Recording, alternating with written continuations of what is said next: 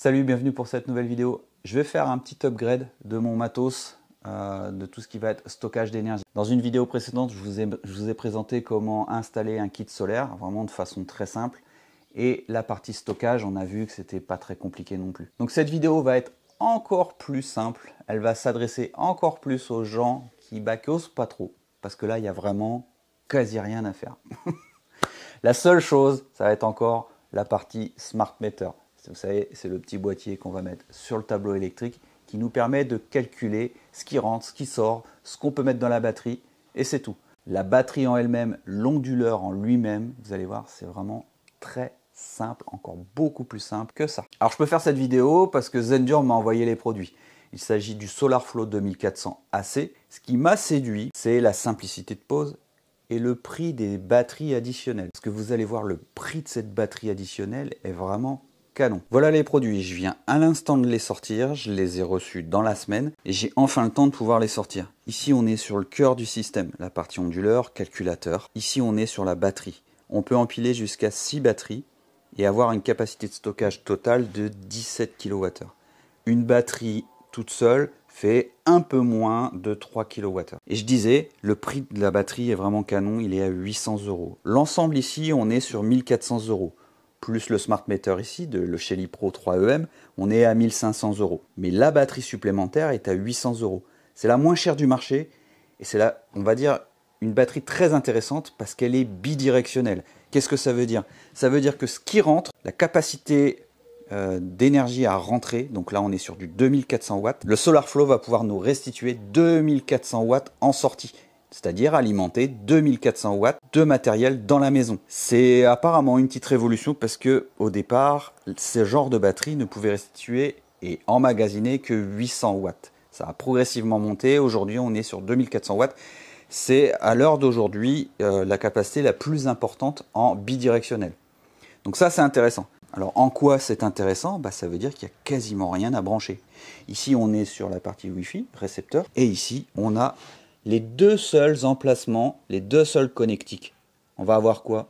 Un connectique spécial ici avec la prise qui est livrée là. Donc on viendra la mettre ici, on va pas pouvoir se tromper, on verra ça après. Et on le branche sur quoi? On le branche sur une prise domestique, une prise de la maison. Et c'est tout ce qu'on aura à faire. Cette prise-là, c'est une prise de secours. Ça veut dire que s'il y a une coupure d'électricité, vous branchez n'importe quel appareil ou tout simplement une prise qui va être sur une prise de la maison. Ça va alimenter l'ensemble de la maison et ça va se servir de l'énergie qui sera stockée dans cette batterie. Ça tiendra plus ou moins longtemps, suivant ce que vous avez besoin d'alimenter. Mais en gros, ça sera une batterie de secours. On peut déjà le faire avec cette partie-là, mais il va falloir qu'on fasse un branchement un petit peu spécifique sur le tableau électrique pour savoir exactement ce qu'on veut alimenter, alors que cette partie-là, on peut alimenter tout ce qu'on veut ou juste une partie directement avec la prise qui est ici. Et ensuite, on aura le Smart Meter. On va dire que c'est la partie la plus délicate pour celui qui n'ose pas trop la partie électricité, puisque ça va aller sur le tableau électrique. C'est au bout une pince ampère-métrique. On va mettre autour de la phase de ce qui rentre dans la maison. Et ça va permettre de faire le lien, une fois qu'on se sera appairé, avec le cerveau de Zendur. Et c'est d'ailleurs sur cette partie qu'on va commencer. Alors ce que je vais faire, c'est déjà déterminer où je vais installer ce Smart Meter. Je pourrais le mettre par ici, à côté de celui-là. Mais bon, j'ai pas trop de place et puis j'ai pas envie d'encombrer plus que ça mon tableau. J'ai un tableau additionnel ou secondaire qui va concerner surtout la partie garage. Donc c'est pas grave, je vais quand même le mettre ici. Je vais le mettre, je pense, ici et je vais aller me raccorder, ou non, plutôt là. Et puis je vais aller me raccorder sur le 10 ici, sur le disjoncteur qui est ici. Et le Shelly Pro se présente exactement comme un disjoncteur classique. Donc j'ai simplement clippé en dessous là. Bon, vous m'excuserez, je peux pas filmer mieux que ça. Mon trépied n'est pas tip top, mais je vous montre après en gros plan. Alors bien sûr, il faut couper le courant avant, enfin au moins la ligne avant les manipulations. Donc sur le Shelly, on va se brancher sur la phase qui est à gauche, en haut à gauche, et le neutre à droite. De toute façon, il y a un petit N de repérer sur le Shelly, en tout cas ici. Alors après, c'est sûr, si vous le mettez entre deux, on le verra plus. Mais en fait, tout est bien expliqué dans la notice. Donc voilà, je vais venir me raccorder sur celui-là, sur le 10 ici. Je vous reprends après parce que la manip est un peu chiante et il n'y a rien à filmer vraiment. Bah, je te reprends après le branchement. Donc, phase en haut, il y a deux niveaux. En haut à gauche, donc la phase c'est le marron, le neutre, le bleu, en haut à droite. Et je suis venu me reprendre sur ce disjoncteur là, c'est un 10, on peut le mettre sur un 2, ça suffit largement. Et je suis venu me mettre à côté de ceux qu'il y a déjà, notamment celui-là c'est pour mon visiophone. Et donc voilà, maintenant c'est alimenté, j'ai plus qu'à me raccorder sur l'application que je vais télécharger, mais avant ça je vais quand même mettre une pince ampère-métrique.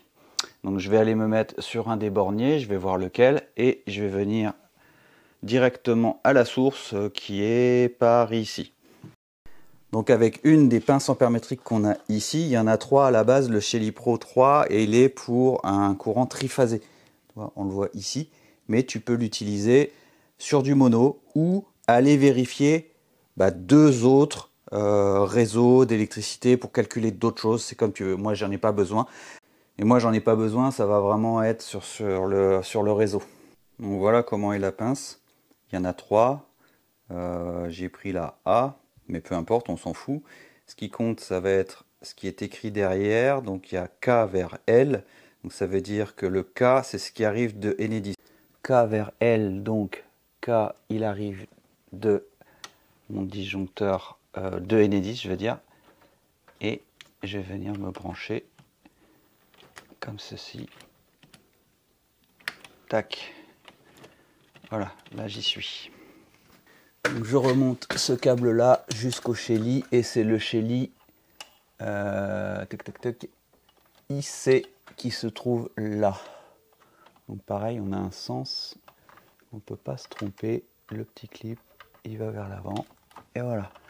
Là je suis relié au Shelly et donc ce qui va rentrer de Enedis va être calculé par la pince ampère-métrique et va aller renseigner le Shelly.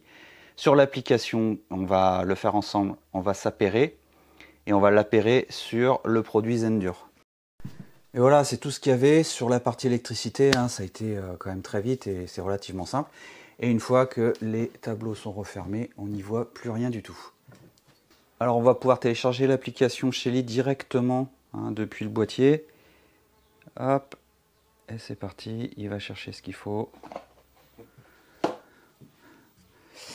On sélectionne son OS, donc moi on est sur l'Apple Store, obtenir. Une fois qu'on a l'application téléchargée, on va devoir créer un compte.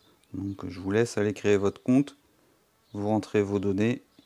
Donc une fois que c'est fait, on voit qu'il demande tout un tas d'autorisations. On va ajouter un appareil. Là on va rentrer dans la partie Wi-Fi de la maison. Vous rentrez votre mot de passe. Sauvegarder le mot de passe, comme ça ce sera fait. Le nom de l'appareil, Shelly Pro 3 EM. Zendur, c'est pas un Zendur, mais c'est pas grave. L'image, on s'en fout, on va laisser celle qui est. Ajouter une pièce. Enregistrer.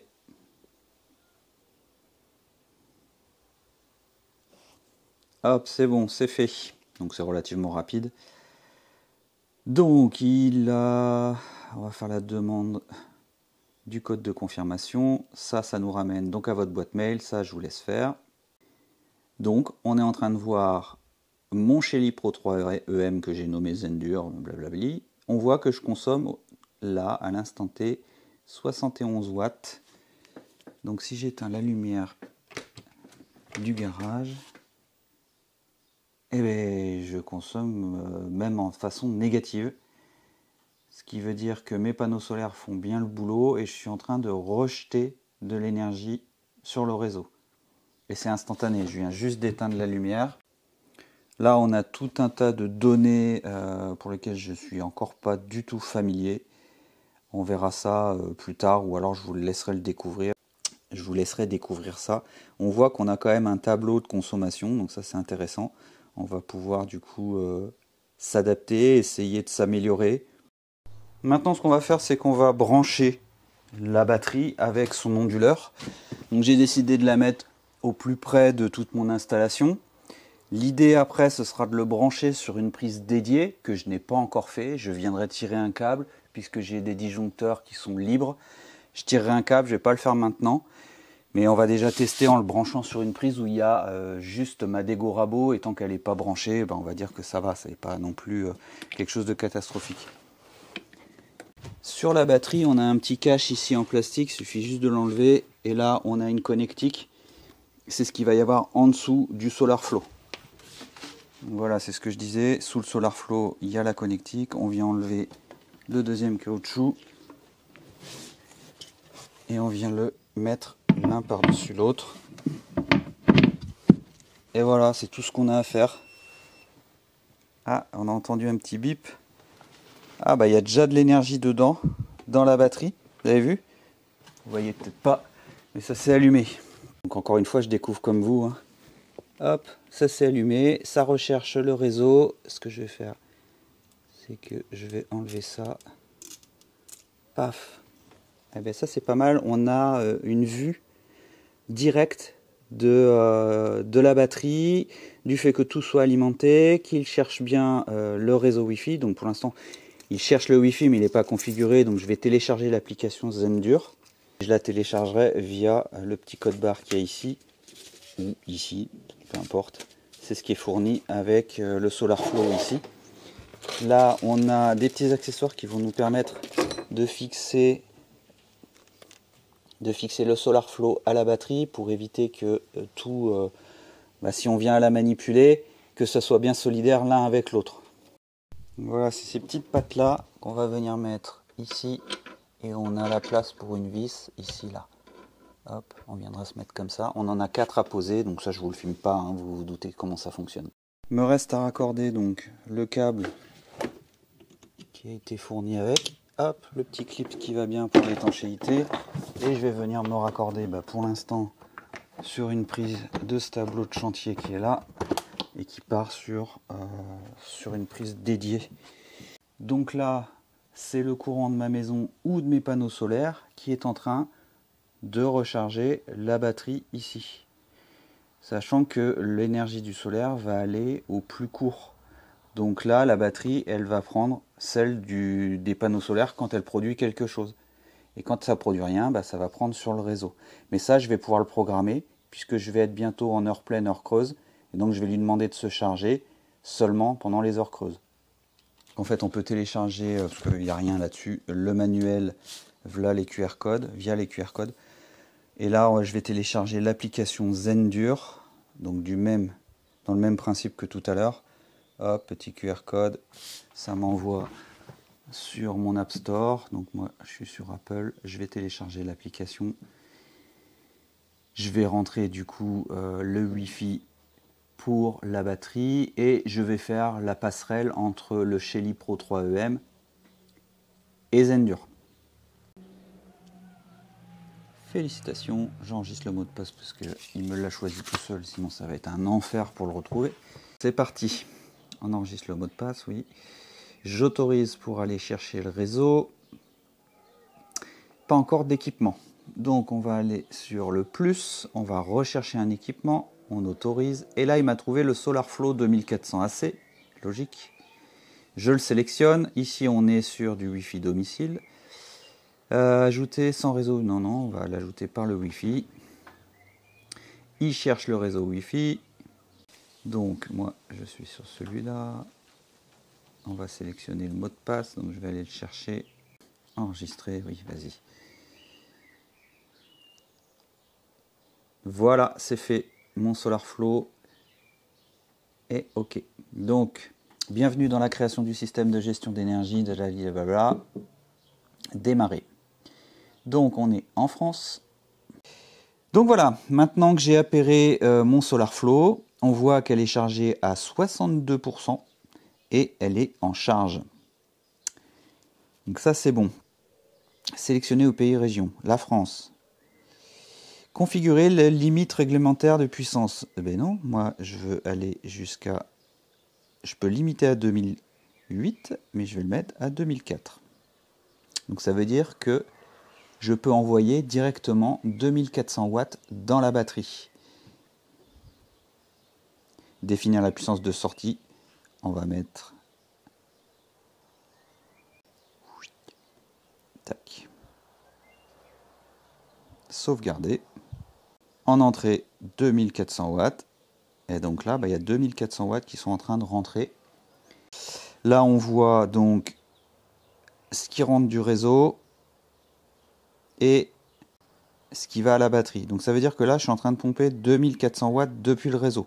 Donc je vais le gérer autrement. Ok. Donc je confirme l'ajout. Et voilà, l'association est faite. Associée à mon SolarFlow. Donc,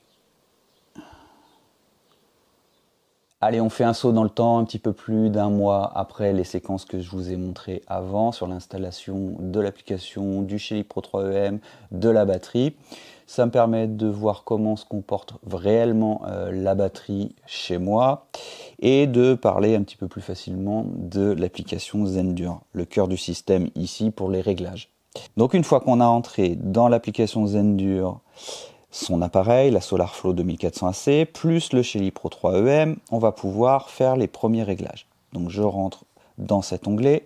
Ici on retrouve quoi? Le pourcentage de batterie. On a un petit lien ajouté au HEMS. Donc moi il est activé. Je vous dirai à quoi ça sert après. Donc je vais le désactiver volontairement pour pouvoir aller en haut à droite sur le petit réglage. Ici, on va retrouver un ensemble d'informations sur l'appareil, à quoi elle est connectée sur mon réseau, la configuration du réseau, le manuel d'instruction. Mais ce qui nous intéresse, ça va surtout être ça. Donc ça, c'est les paramètres pour la batterie, lui faire comprendre ce qu'on accepte en entrée depuis le réseau. Donc moi, j'ai fait comprendre que je ne veux fonctionner qu'avec mes panneaux solaires. Donc elle ne se charge jamais avec ce qui rentre depuis le réseau.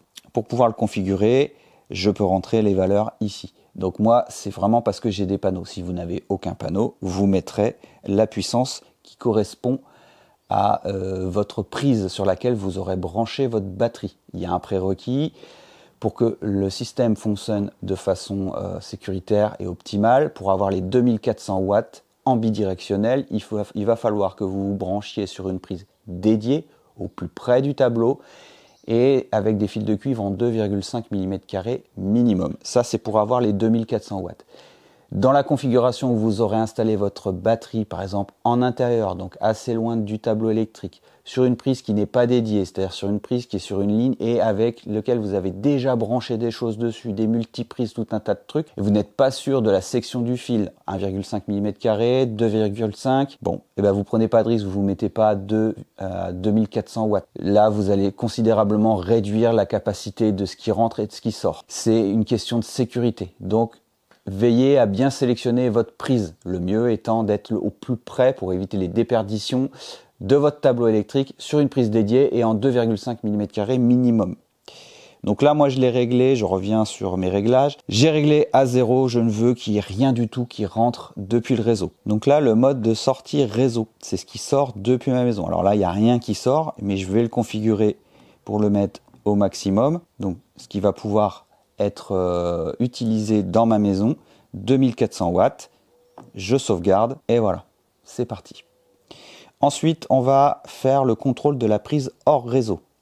Donc la prise hors réseau, c'est la prise qui est sur le côté. C'est une prise IP65. Alors, elle est IP65 tant que le cache en plastique est à sa position initiale. Une fois que vous l'ouvrez, que vous branchez quelque chose, il n'est plus IP65. Donc ça, c'est un cas de figure si vous mettez votre prise à l'extérieur. De manière générale, je vous déconseille de la mettre à l'extérieur puisque la machine est pourvue d'un système lui permettant de se refroidir si elle a trop chaud ou de se réchauffer si elle a trop froid. Mais tout ça, ça utilise de l'énergie. Donc forcément, elle va puiser dans ses ressources et donc elle va prendre en capacité de réserve. Donc l'idéal étant de la mettre en intérieur. Mais elle est tout à fait capable d'être en extérieur. C'est une notion à connaître. Donc ici, on va pouvoir activer ou désactiver cette fameuse prise. Donc naturellement, elle est désactivée. Si je veux l'activer, je clique sur ce mode et ensuite j'ai deux modes possibles. Le mode éco qui va consommer entre 5 et 6 watts, voire 7 watts, mais pas tout le temps. elle va s'activer et au bout de 2 heures, elle va se désactiver. Et donc, elle va permettre de faire des économies d'énergie pour la batterie. En mode normal, elle sera tout le temps activée et donc elle consommera un petit peu plus de 15 watts. Moi, naturellement, je la laisse. Ça me permet que si jamais il y a une coupure, j'ai pas besoin d'aller rentrer dans les paramètres via le Bluetooth, parce que s'il y a une coupure d'électricité, votre Wi-Fi ne fonctionnera plus, donc vous ne pourrez plus communiquer via l'application autrement que par le Bluetooth. Donc je le laisse, j'ai suffisamment d'énergie avec mes panneaux solaires pour recharger la batterie très rapidement. La configuration de la batterie, alors la batterie est en lithium fer phosphate du LiFePO 4. Ça a des données de cycle de 6000 cycles et un petit peu plus de 10 ans de garantie en façon optimale. Ensuite, elle va descendre à 80% d'autonomie de stockage. Pour garantir une autonomie plus large, qu'elle dure beaucoup plus dans le temps, on va éviter de la décharger à 100% et de la recharger à 100%. Donc j'ai configuré à 15% de décharge et 95% de charge complète. Donc forcément on n'est plus à 2,88 kWh de capacité de stockage, on est un peu moins, j'ai pas fait le calcul, peu importe. Mais ça va me garantir d'avoir ma batterie beaucoup plus longtemps dans le temps. Ensuite, les normes de connexion au réseau. Donc c'est important de mettre qu'on est en France puisque chaque pays a sa fréquence d'utilisation. Ici, nous, on est en 220 et je crois que c'est 50 Hz. Bref, là, nous, on sélectionne surtout le pays. Ensuite, on a un petit onglet lumière. Donc là, moi, il est activé tout le temps parce que la lumière ne me dérange pas puisqu'elle est dans le garage. Mais si je l'avais mis, par exemple, la batterie dans le salon, le soir, quand on regarde la télé, pour éviter d'avoir l'œil attiré par cette petite lumière, on peut la désactiver.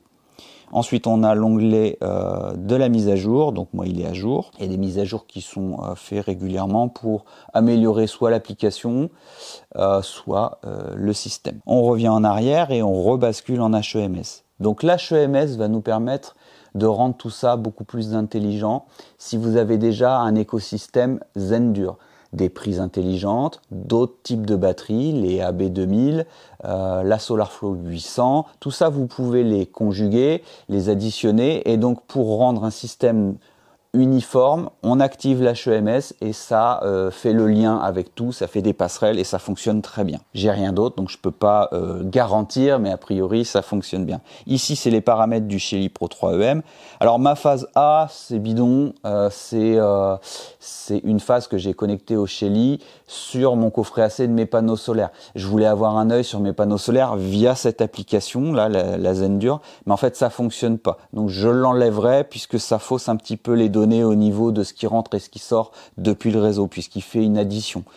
Donc c'est pas la phase A sur laquelle il faut se concentrer, c'est la phase C. Donc là j'ai 30, allez ça varie tout le temps, 20 watts qui rentrent depuis le réseau. Via l'application Shelly Pro, on a aussi d'autres éléments de données sur lesquels on peut avoir un œil. Sur l'onglet maison, on a l'ensemble de ce qui rentre, ce qui sort, de ce que je vous ai parlé. Donc là, on a l'addition, 1061 watts, donc c'est mes panneaux. Moi, je vais l'enlever, du coup, j'aurai vraiment que ce qui rentre depuis le réseau. J'ai 33 watts qui partent vers la batterie. Elle m'indique qu'elle est déchargée complètement à 15%, donc elle a respecté ce que je lui ai demandé. Mais néanmoins, elle peut descendre quand même un peu plus, puisqu'elle doit alimenter de temps en temps la prise hors réseau. Là, on voit que je suis à 6 watts de consommé pour cette fameuse prise. Je ne peux pas avoir d'œil sur mes panneaux solaires puisque je n'ai aucun panneau solaire relié directement avec la Zendur en appartenance avec la marque. Donc moi c'est avec mon kit solaire, c'est autre chose, c'est sur une autre application, donc il ne peut pas avoir d'œil dessus. C'est bien dommage et c'est pour ça que j'avais branché la phase A en pensant que je pouvais faire le lien. Puisque sur la Shelly Pro 3EM, sur le Shelly Pro 3EM, j'ai bien fait comprendre que cette phase était une phase de panneaux solaires. Bref.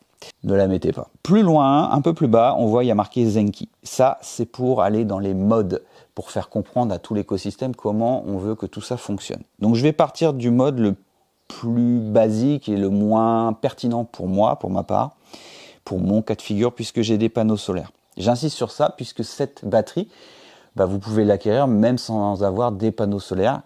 Et justement par rapport à tous ces modes que je vais vous présenter. Vous avez un mode tarif électricité. On va rentrer dans les spécificités. Moi, j'ai rentré mes données de façon à faire comprendre que j'étais en mode heure pleine, heure creuse. Donc, on voit que de telle heure à telle heure, je suis en heure pleine et en heure creuse. Et ça, je peux le configurer. Donc, en dessous du graphique, il y a source, entrée manuelle. C'est un lien. Alors, au début, on cherche. On peut cliquer dessus. Et là, on peut dire qu'on est en prix fixe d'électricité, en prix dynamique d'électricité, et on peut choisir son fournisseur d'accès. On reclique encore une fois sur source, entrée manuelle, et là, on a 2 fournisseurs d'accès que je ne connais pas. À mon avis, c'est pas des trucs qu'il y a en France. Donc, je vais sélectionner mon fournisseur, mais il va me rebasculer sur la page d'avant avec un petit truc différent. Il parle plus trop en français. Bon, bref, à mon avis, c'est un bug. Donc, on retourne sur source Energy Provider. Et là, on peut faire Edit du fournisseur d'accès. On arrive sur une page, vous arriverez sur la page où vous allez sélectionner votre fournisseur d'accès. Moi, je l'ai déjà fait, donc j'arrive sur cette page. Et cette page, c'est pareil, elle a un bug, puisque je suis en heure pleine, heure creuse, et on voit que les heures ne correspondent pas. Donc, je peux éditer le tarif. Donc, je sélectionne mon fournisseur, qui est EDF. Et là, pareil, un autre bug. Il n'y a pas le mode tempo. Donc c'était un bug qui a été relevé par pas mal de youtubeurs, donc logiquement Zendur va faire ce qu'il faut. Moi je suis en heure pleine, heure creuse, je sélectionne, je n'ai pas de date d'expiration, et là c'est toujours le fameux bug. Imaginons que je n'ai pas le bug, je fais save, et ça va me renvoyer sur cette page. Ici pareil, je ferai sauvegarder, bon là je le fais pas puisque ça m'intéresse pas. Là vous avez le mode de charge de base, donc vous allez pouvoir dire à quelle heure vous voulez que tout ça, ça charge, ça décharge, à quelle puissance. Bon bref, je vais pas rentrer plus dans ces détails parce que honnêtement, c'est pas quelque chose de super intelligent. Néanmoins, vous pouvez éditer complètement. De 8h à 5h, je veux que tu te décharges à tant de %. De 5h à 8h, un petit peu plus. Et après, je veux que tu te charges de telle heure à telle heure. Bref, on peut configurer complètement. Mais ça, du coup, ça demande d'avoir un œil parce que vous devez le changer au gré de votre présence, par exemple. Si vous partez en vacances, vous devrez le modifier. Ensuite, vous avez un mode de prise intelligente. J'en ai pas, donc je peux pas vous le présenter plus que ça, mais en gros, c'est les petites prises qu'on trouve sous différentes marques. Zendur a sorti les siennes. Vous pouvez brancher, par exemple, votre Cumulus, et donc ça fait le lien avec la batterie. Et il sait exactement à quelle heure vous aurez programmé ça, et vous envoyez l'information comme quoi vous dites, de telle heure à telle heure, je veux que tu fonctionnes pour faire chauffer l'eau. Je parle de ça, mais vous pouvez le faire avec votre machine à laver, votre lave-vaisselle, ce que vous voulez. C'est moins pertinent dans le sens où il y a déjà des programmateurs à ce niveau-là. Le Cumulus, ça peut être le cas aussi, mais des vieux Cumulus, des fois, pas du tout.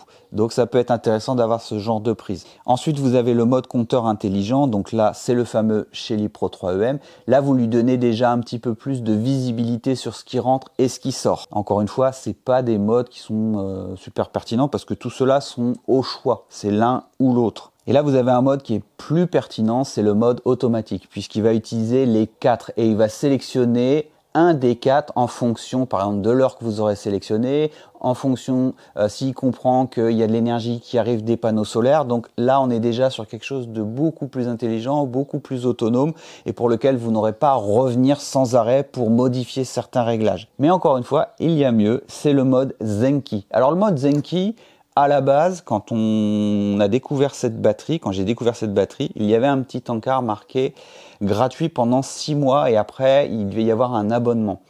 Zendur ne délivrait pas d'informations sur le prix de l'abonnement et ils se sont ravisés et ils ont décidé de le rendre gratuit. Je pense que c'est très intelligent de leur part puisque la concurrence aurait mis main sur ce type de mode, puisque ça utilise une intelligence artificielle et ça évolue tellement vite, ça coûte de moins en moins cher pour les fabricants, donc ils auraient mis la main dessus. Donc Zenki est gratuit, merci Zendur, puisque ce mode englobe tout le mode automatique, donc tous les modes que je vous ai présentés avant. En plus, il y a un mode qui permet de suivre la météo, donc s'il fait beau le lundi, qu'il fait moche le mardi, ça va se charger full avec par exemple les panneaux solaires. Elle va vous restituer ça plus le mardi, et puis le mardi elle va comprendre comme il fait moche qu'il vaut mieux aller se charger quand vous êtes en heure creuse. Et tout ça, ça se gère vraiment complètement automatiquement. Donc ça, c'est le mode à privilégier, autant pas se priver puisqu'il est gratuit. Donc moi, c'est ce que j'utilise au quotidien.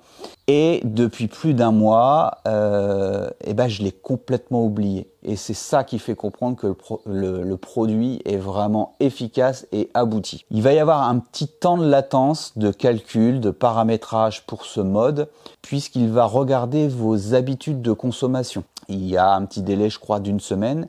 Et donc, passé cette semaine, j'ai plus le nombre de jours exact, mais passé ce nombre de jours, la calibration sera faite et il va pouvoir vous faire un graphique prévisionnel qu'on retrouve ici. Alors au début, il est un peu imbitable, mais après, on s'y fait très vite. Il y a les lignes entières, c'est ce qui est déjà passé, et ensuite les pointillés, c'est le prévisionnel. Donc, je n'ai pas dans la légende en dessous la partie jaune, le soleil. Comme j'ai expliqué, je n'ai pas de panneau solaire Zendur directement branché dessus. Et je vous expliquerai qu'on peut le faire quand même, hein, malgré le fait qu'il n'y ait pas de raccord directement sur la batterie. On a la légende verte, c'est la batterie en elle-même. Donc, le pointillé batterie va se trouver ici. On le voit et paf, à partir de 16h30, elle va commencer à se charger et à 17h, elle sera chargée complètement. Ça, c'est le prévisionnel. Et elle va commencer à se redécharger, passer cette heure-là. Donc, on voit qu'à 19h, il lui reste plus que 15%. Donc, elle aura déchargé et alimenté la maison. C'est un prévisionnel et de ce que j'ai pu voir depuis un mois, le prévisionnel ne se trompe pas. Pourquoi? Parce qu'il a calculé mes habitudes de consommation, de présence. Il est très efficient, très intelligent. Donc ça, c'est vraiment cool. Ensuite, l'utilisation domestique. Donc là, c'est un peu faussé, comme je vous expliquais. J'ai branché aussi la réception de mes panneaux solaires. Donc ça, je vais le virer. La courbe sera différente. Après, on voit qu'il y a les heures des tarifs de l'électricité. Ça, c'est fixe, c'est quelque chose qui ne bouge pas, donc c'est pas en pointillé, c'est pas du prévisionnel. Voilà, on a fait le tour de l'ensemble de ce qui est présent dans l'application. Il y a le forum, il y a votre profil. Bon, ça, vous le découvrirez par vous-même. C'est pas quelque chose que j'utilise. L'application est vraiment très jolie, elle est fluide, elle est pratique. Et encore une fois qu'on a configuré les premières fois et qu'on laisse le Zenki faire, il n'y a plus besoin de faire quoi que ce soit en termes de réglage, c'est vraiment tip top. La qualité des matériaux choisis est top, ça respire vraiment la qualité, Zendur a fait fort. Ici on a un dissipateur de chaleur, donc la batterie et le système ne fait aucun bruit. Donc vous pourrez vraiment le mettre en intérieur si ça vous dit. Et vous n'entendrez juste qu'un petit relais, un petit clic-clic de temps en temps, mais aucune ventilation puisqu'il n'y a pas de ventilateur. Tout se passe ici. Et alors là, elle n'est pas en train de charger, donc c'est pas chaud. Mais quand elle se met à charger, forcément, c'est un petit peu plus chaud. Et c'est pour ça que Zendur a prévu ici, sur le côté, je vous en ai pas parlé en début de vidéo, il y a une petite place ici pour pouvoir brancher un éventuel ventilateur. Mais honnêtement, pour mon cas, la pièce étant suffisamment grande, ça chauffe pas des masses. Je vous disais aussi que cette prise-là, à partir du moment où vous l'ouvrez, on n'est plus en IP65.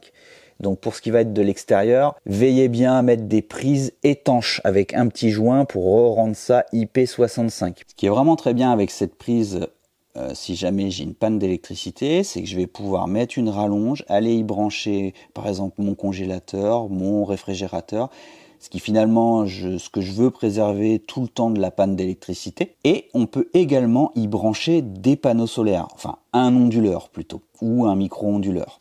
Je m'explique. Pour mon cas, mes panneaux arrivant d'ici, branchés sur le coffret AC ici. Donc si j'avais une panne d'électricité, mon micro-onduleur ne fonctionnera plus. Donc je ne pourrai plus alimenter mes panneaux solaires et donc alimenter la maison. Il me suffira de me débrancher ici, de mettre une rallonge, de mettre au cul de cette rallonge une prise et de venir me brancher sur cette batterie. Ça alimentera le micro-onduleur. Le micro-onduleur pourra faire fonctionner la réception des panneaux et donc alimenter ma maison. C'est vraiment génial. Et donc on pourra mettre une multiprise sur cette prise-là, utiliser en direct le stockage de la batterie et alimenter aussi le micro-onduleur pour les panneaux solaires. Le fait que les micro-onduleurs ou les onduleurs ne soient plus alimentés en cas de panne d'électricité, c'est pour préserver la sécurité des agents, d'Enedis, parce que le courant va revenir vers eux. Et donc comme ils seront en train justement de faire les réparations, c'est pour éviter qu'ils se prennent des châtaignes, enfin des grosses châtaignes d'ailleurs. Donc si jamais j'ai une panne d'électricité et que je veux quand même alimenter mes panneaux solaires via cette batterie, je verrai à couper mon compteur général de la maison pour éviter que ça reparte vers le réseau. Alors je vous épargne les divers tests de brancher un sèche-cheveux ou quoi que ce soit. Ça fonctionne, vous pouvez voir ça sur d'autres vidéos. Le temps de réponse entre la batterie et l'application est de moins de 3 secondes, c'est très rapide. Est-ce que c'est important pour nous? J'en sais rien. En tout cas, voilà, Zendur a mis le paquet sur le côté latence. Alors si je dois faire un bilan de tout ça, je vais dire que le système est plug and play sans être vraiment plug and play. Parce que pour rendre tout ça intelligent, il faut brancher un Shelly Pro 3M. Donc, on voit que c'est pas forcément du plug and play, mais ça se fait vraiment très bien, c'est très facile à installer.